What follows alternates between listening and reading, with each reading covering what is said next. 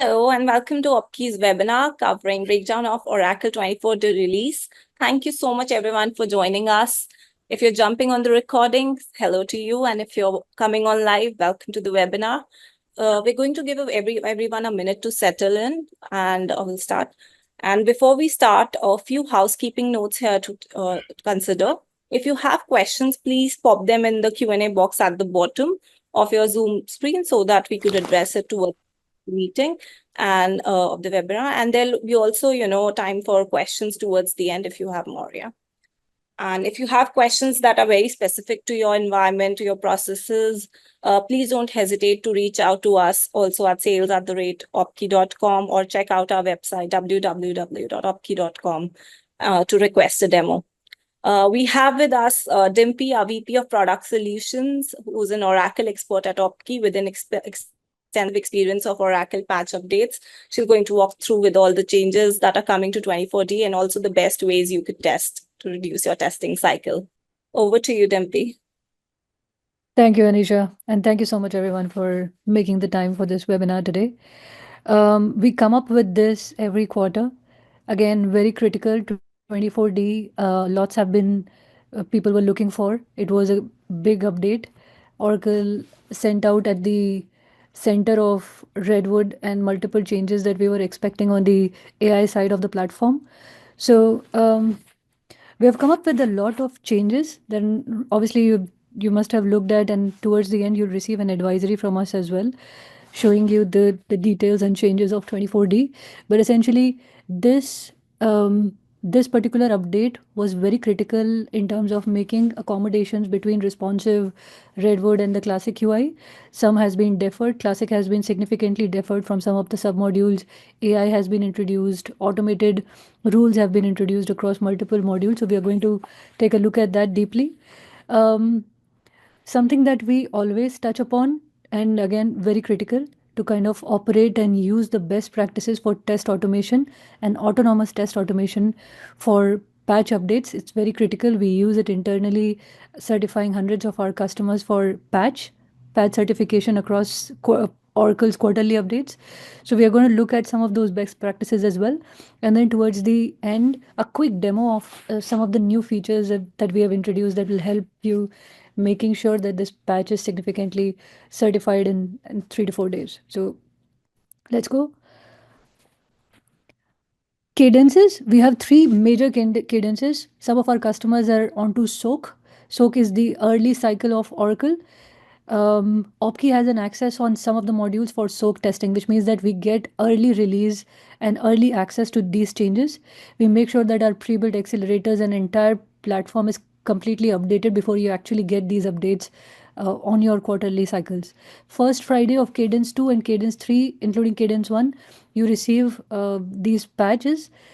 These are also cohorts for some of our customers, and that give you those updates directly on your test environment. Third Friday, these patch and these changes are directly on your production environment as well. So making sure that against the first week, all of those your changes, your transactions, your end-to-end business processes are completely updated is something that we make sure our patch certification includes.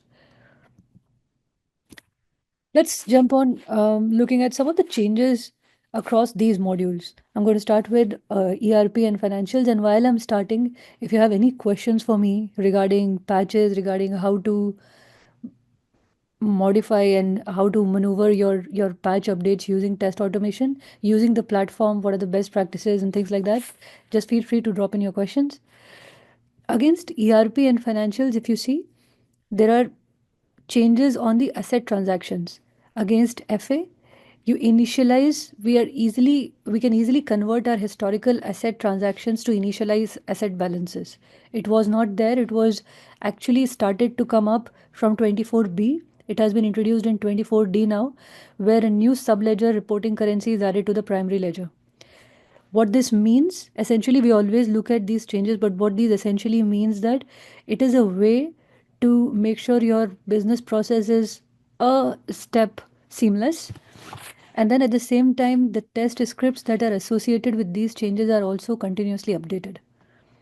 Now, the second one is we we are able to enable the checkbox of auto increment, which is added in the schedule tab advanced options. It's enabled to by default. So if you view this checkbox, you have to select the schedule option. This feature allows us to avoid manual updates. If you remember, manual updates are now accommodated part of schedule runs. So these are automated. AI enabled features. Oracle has a big push on AI enabled features as well, starting Q3 2024 up to Q1 2025. Most of these features across financials and HCM, that's the bigger target now, will be updated, and supply chain is going to come next Q2 2025.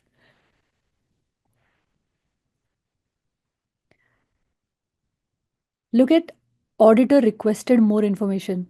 Now, this particular update. You have a new search parameter which is available in Add Fields dropdown in the search section. Auditors can create a saved search with this search criteria. It is again important for the platform, and then against the expenses and the expenses reports, this particular field needs to be added part of your test scripts. Another one on the manage transactions, you have another search parameter which is added into add fields, which you can search to display invoices and credit memos. Multiple transactions against project number, contract number, LOC number, all of these numbers and fields are affected, the fields that are highlighted right now.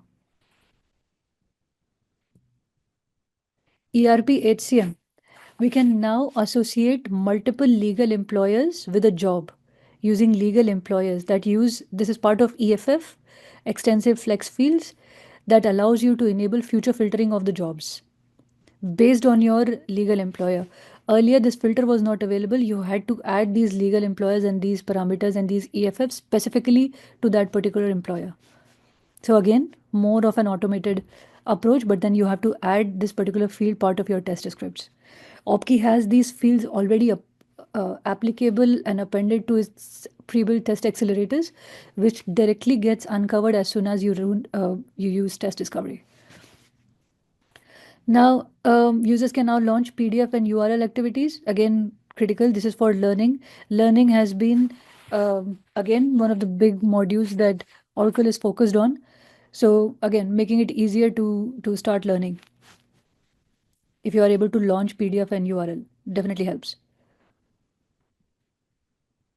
Another one for HCM is the HR administrators can independently restrict all the CURD operations, create, update, and delete actions on the document type page. So this allows flexibility. This allows more control over this for HRIS team. Some of the changes under supply chain. Under supply chain, and this is manufacturing, new cycle count page has been introduced. This is a Redwood page where again this is talking to all the CURD operations again for cycle counts, all the create, update, search, and you can perform other actions, but this is a Redwood page directly. Um, we discussed this briefly in the last patch, and we are going to look at a little bit more deeper as part of our demo as well. All the Redwood components are divided into two categories as part of OpKey's platform. One is we are accommodating the Redwood changes, classic, responsive, and Redwood, part of our pre-built business components. And there's another section where you're changing the business processes. So some of these transactions and some of these business processes and the Redwood pages weren't included previously. So that will be included as part of our pre-built accelerators.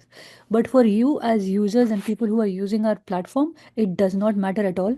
As soon as you run the test discovery, all of these business components will be uncovered automatically.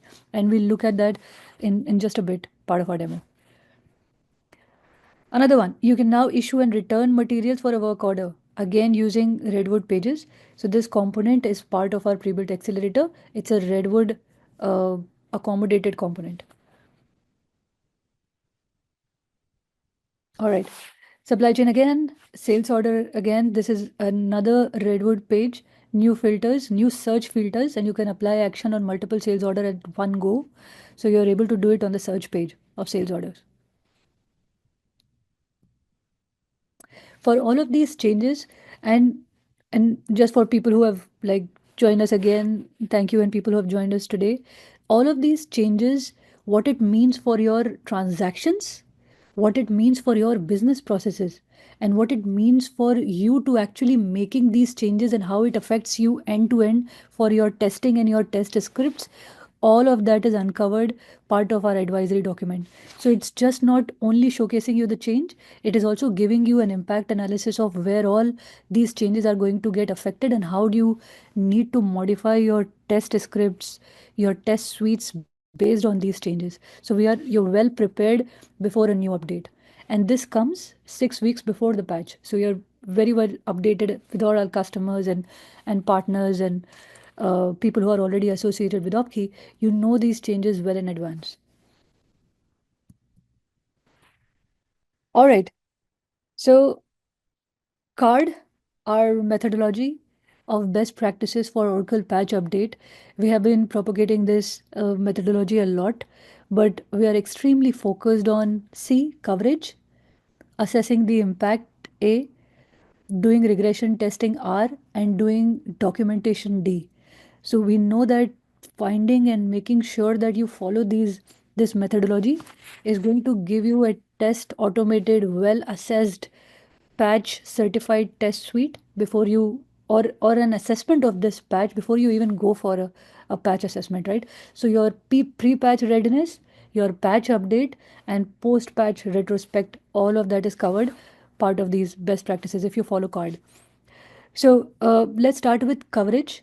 How do you make sure that you have the advanced coverages, making sure that you have the test discovery analysis done upfront? You prepare your environment, you determine different business users, run test discovery part of test automation. If you're not doing it automatically, you need to assess which are the ERs you're planning to implement this particular patch, and you make sure that those tests are also included as part of your test suite. Your security users are updated. This needs to be continuously updated, the security users list. I'm sorry.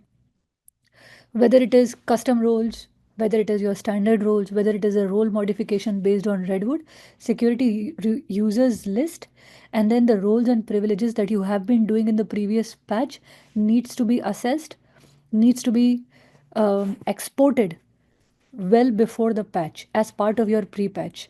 We're going to talk that about that a little bit more detail, but essentially it means that you can compare it post-patch, and that's the reason you need to export it before the patch as well.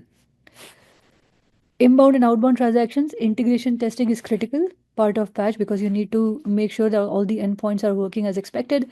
So making sure that all the inbound and outbound transactions, if you want to prioritize, all of that is done before the patch. Updating a testing checklist with the priority test cases. Again, sanity is critical. We do sanity as part of our pre-patch, so that's critical, and we take care of that before the patch. Assessing all the accesses, that's first day when you do the impact analysis. So we assess all the accesses are in place on day one as well, even after the environment is refreshed. So that's second, with prioritizing your sanity suite, regression suite, integration suite, and end-to-end tests. Creating an impact analysis report, again, very critical. Even if you are doing it manually, assessing the impact on day one is critical. With Opkey, you are able to, since we do our, and there's a process of making sure that the pre-patch is successful. We make sure that all the transactions impact analysis pre-snapshot is taken. All the security roles pre-snapshot is taken. So as soon as day one comes, we do an impact assessment across business processes, which is our transactions, for all the security roles and privileges as well, to give you an impact assessment report of what has changed between the previous and the new patch. What are the business processes that are affected because of this patch? And what are the test scripts that you should be executing part of your risk-based test? Some clues and information about prepping your environment. Again, it's done first Friday on non-prod, third Friday on the production. So you have 2 weeks to actually certify your patch. Let's consider second week as 0. You won't get any time because there will be re-executions, there will be back and forth between Oracle, SRs, your own implementation team, functional team, IT team. So you just want to make sure that first week your patch is completely certified, even if there are re-execution cycles. So prepping and this is part of pre-patch again, prepping the environment could be multiple folds. You could be refreshing your environment with data. You could be refreshing your environment without data. You could be cloning your environment. You could be doing the patch testing for an absolutely new environment if you're just out of your SIT. So figuring that out before the pre-patch is critical. How is part of our this slide that we want to propagate, but we won't go like more detail into it.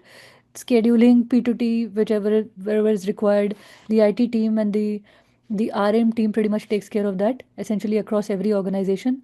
So we are sure that all of these notifications, all of these P2T would happen well before the pre-patch. Recommended is -3 days. Your pre-patch environment should be updated with the BI jobs. Everything that has to be scheduled with the accesses and rights and things like that.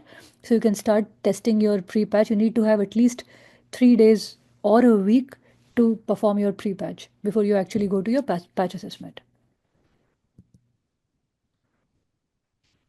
Again, planning and predetermining, can't stress enough how important pre-patch readiness is again critical. So understanding this is just, revisiting some of the stuff that we just spoke about. Understanding your critical processes is important. So that should immediately go into your risk-based test suite and your sanity test suite. Planning your security validation post-patch and pre-patch so you can do a comparative analysis. You need to prep your testing checklist, your inbound and outbound integration tests, your release notes. Again, with OpKey, you get it directly with part of your advisories. And then all of these things, right? Maintaining the ER. So we assess ER analysis, part of our impact analysis. So we do that. So that's critical. That helps you there. We have an automated sanity suite. We have a security role sanity suite before and after. So that runs and gives you a report in just a couple of hours for your security validation. And we have a continuous way of updating our test suites and checklist. We're going to talk about more in our demo.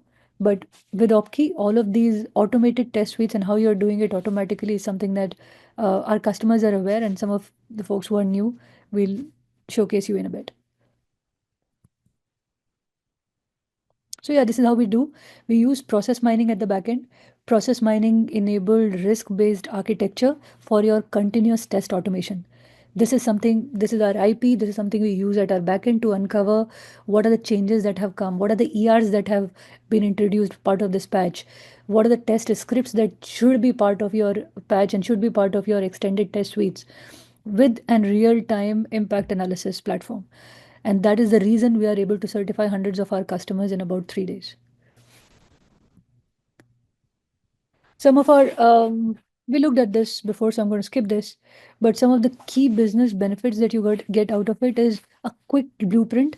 We mentioned card methodology, right? So the last part is documentation. It's critical.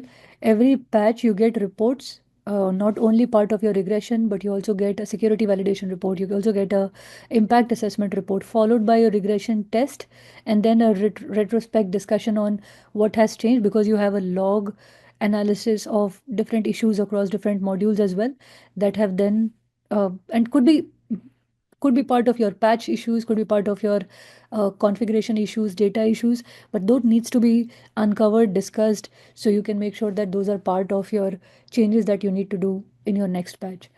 It generates the coverage part is directly taken care of by the test discovery platform. We are able to generate, assess, and generate test cases which are added based on your patch ERs. Autonomous test data combinations, that is directly part of our test mining and config mining piece. We assess the configurations and then generate test data combinations directly from our platform. This is the reason you are able to increase your test coverage by 70% every single patch. You are able to reduce the defect leakage because the coverage is significantly high. The defect leakage is significantly low.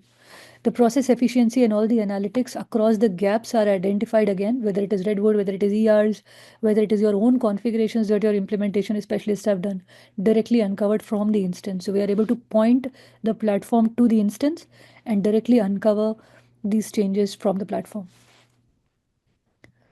With this, again, encouraging you guys to kind of put in any questions that you have for me today, and I'll try to answer pretty much all of them towards the end.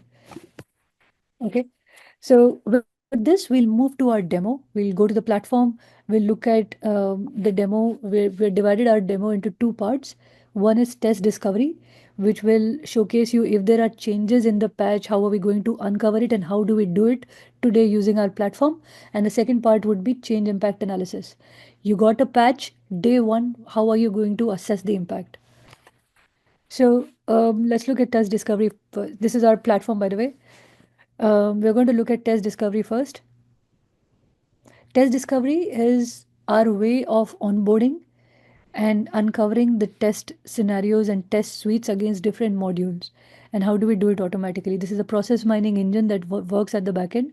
One can create snapshots looking at the application. So you can select the environment, you can select the application, you can select any process that you want to mine and uncover the test for right here. You can select a duration. The duration will give you an analysis of before and of all the tests that are part of this particular duration across that particular module, right? And then the process mining, the transaction logs, and the configuration mining is going to give you the analysis, something like this.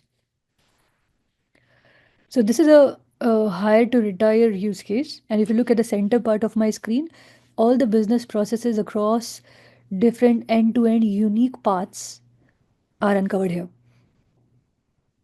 Every path, every use case, every test scenario that you should be testing and your consultants are doing on the instance today, that's uncovered using the transaction logs. And these are then modified into one-to-one unique paths and unique test scenarios. If you see on the left, I'm just selecting different paths and then it is giving me different test scenarios out of it. And wherever you're seeing this red color bird icon, that's the Redwood enabled libraries that are part of that particular test scenario. When I say enable Redwood, you will be able to identify what are the business components and what are the tests that are part of Redwood libraries. We also do Redwood assessment. So if you see the right panel on my screen that shows Redwood assessment, it shows that 14 of the components and 11 test scenarios are Redwood enabled, which you are performing today. Which means that as soon as we start doing the test automation, you immediately know that these are the components and these are the transactions that are enabled via Redwood. And OpKey has already covered them part of their business components. And if there is a mismatch, if there are test cases and components that are not covered, you will be able to do an assessment right here. So it simplifies significantly. You don't have to worry about Redwood changes. You have all the changes in front of you, so you can analyze and take the right actions. And what are the right actions? The right actions have to be two. One, either the business component has to be updated. So wherever you're seeing these icons, these business components are Redwood enabled, which means that now when these business components execute on your Oracle instance, it will identify whether that transaction is responsive, classic, or Redwood, and based on that, those test scripts, those steps will work on the platform.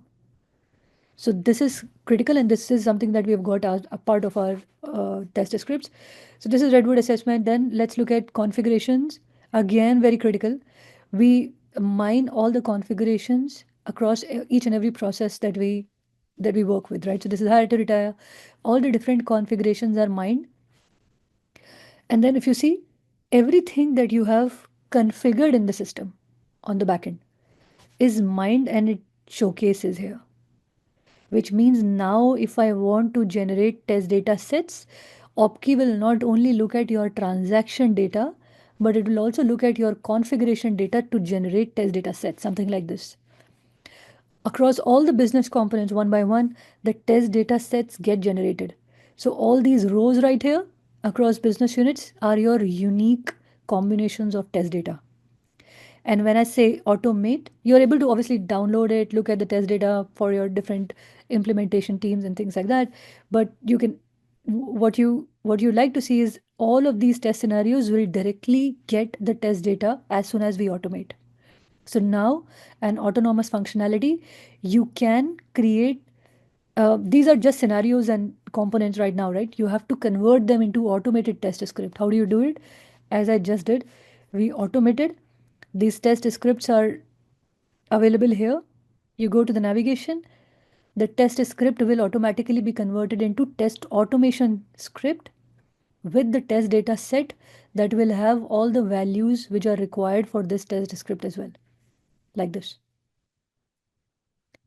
So now the user only is required to accom- accumulate all of these test scripts into test suites and then put them out for executions. Okay. For any follow-up questions, please let us know after. Now, let's look at change impact analysis. This is very critical as soon as we receive any change, not only patch, but any change. If you have done a change, you just have to make sure that before the change, you do create a snapshot. A snapshot is Opkey's ability to assess what are the transactions and what are the business processes that user has performed. So it takes a pre-snapshot for the change. After the update, Opkey change converts that and takes another snapshot, which is a post snapshot. Now user can select snapshot number one, the pre-snapshot, snapshot number two for the post snapshot, and then do a comparison. Once you do the comparison, you're able to assess the impact analysis across this module, both before and after. So it will give you a comparative analysis like this. If you see the right panel of my screen, all the changes across this module, we're looking at, I think, let's look at receipt. Okay. Any changes that have uncovered across receipts, all the forms will be available here, right? So let me show one form here. I'll show edit receipt. See before and after. Expected and actual is before and after. The changes that have come across different fields, what are the fields that have been removed, added, modified, the data types, parameters, anything which has been modified, it will uncover that. Not only that, if you if I want to create a test suite out of these change test scripts, I need to heal these test scripts as well. So I'm going to show you. But before that, see, these are the test scripts because of these forms that have changed have been uncovered, which means that you can directly add these test scripts to a test suite, call it a risk-based test suite, and then you can put it out for execution. But before that, any change that has occurred in the system needs to be healed as well. That the right test data and the right fields, the right forms has to be modified. So when I say self heal, Opkey is going to showcase all the components that are associated with the transaction. Heal, it will heal it automatically. Once this is healed, now you can directly call it in a test suite and then put it out for execution. So impact analysis is critical, and we do it across different modules to create an impact analysis report cross modules. So first day on the patch, you know that these are the changes that have come, these are the modules that have been affected, and these are the test scripts that I should be executing immediately as part of my priority risk-based test. And then obviously regression and integration and end-to-end tests can follow.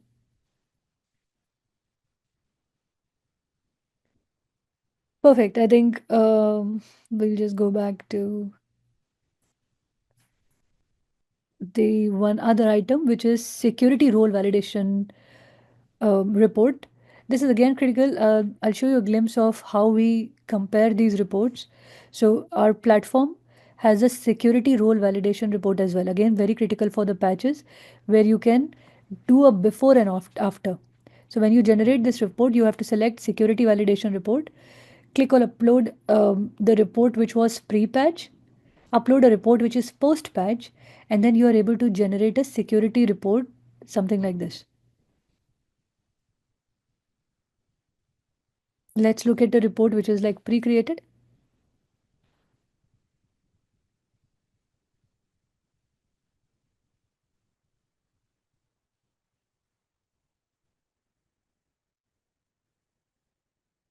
This is a security validation report, gives you an analysis of what are the roles that you have slated to do the comparison before, what are the roles after, and what's the changes between function and data security. And then some statistics of, and then we go into details, right? This report will give you more details into what was added, what was modified across each and every role, across function and data security, and then the detailed comparison of what that role, what that privilege actually included across each and every policy. Anything which is in green has been added new to the patch. Anything which is in red, it's deleted. Anything which is in amber is modified. So again, for the patch analysis, impact assessment report, security role report, regression report, uncovering the configurations based on the changes that you have done, part of your enhancements that you have opted in this particular patch, our test discovery helps. So everything is uh, included towards getting you a comprehensive set of test suite and reports that can validate that this patch is successfully certified, and you're good to go to your production environment.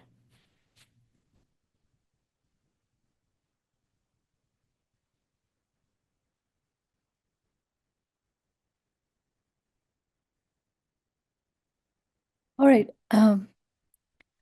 Cool. Good with taking any questions. Mm.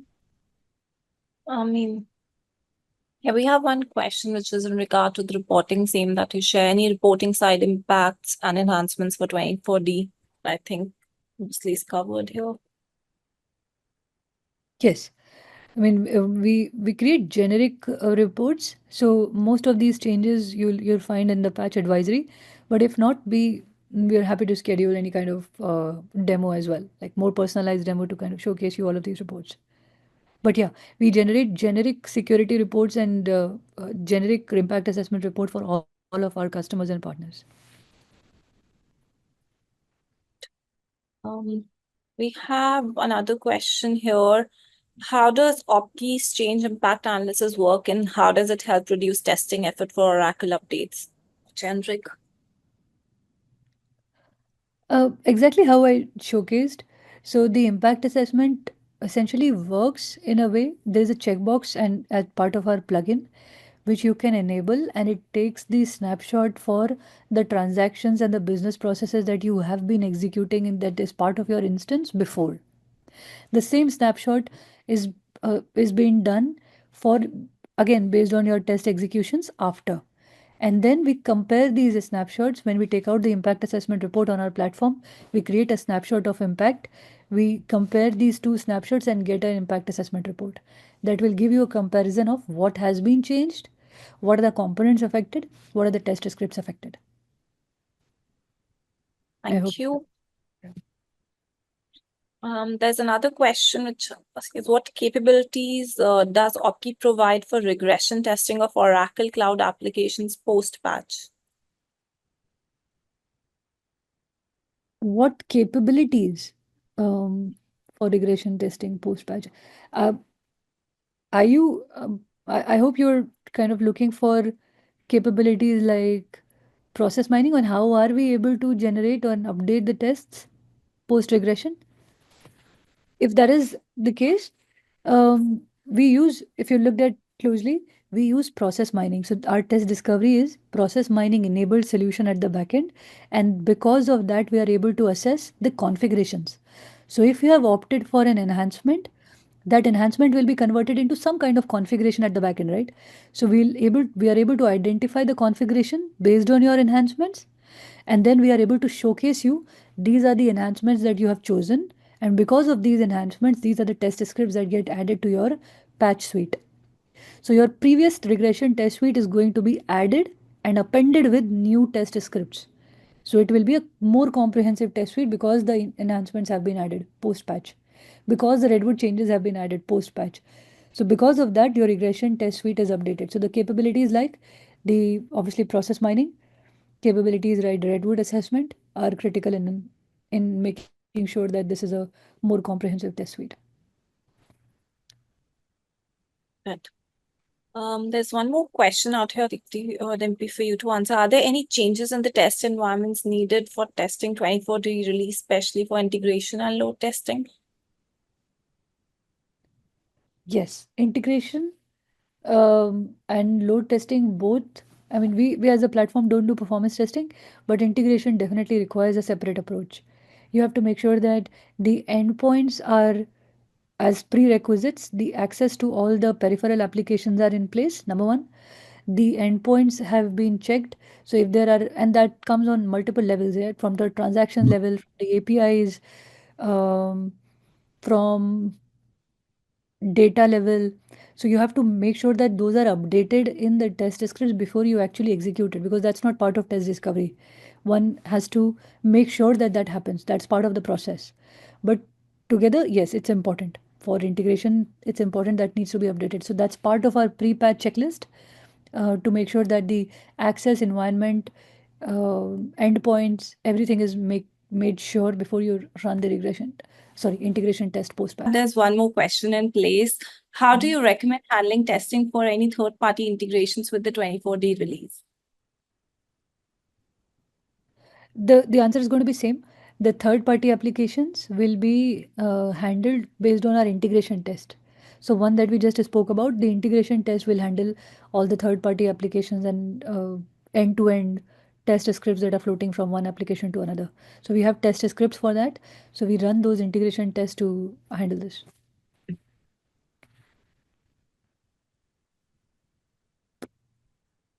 All right, I think these are the questions for today. Anything else, unless you want to cover? No, I'm good, folks. Thank you so much. Thank you so much for your time. And I hope this was good use of your time. But let us know if you have any questions. Feel free to drop in and we can arrange for a personalized demo for you guys. Thank you. Thank you, everyone, for any specific questions. Feel free to reach out, and we look forward to seeing you at our next webinar. Thank you for all participation. Thank you, everyone.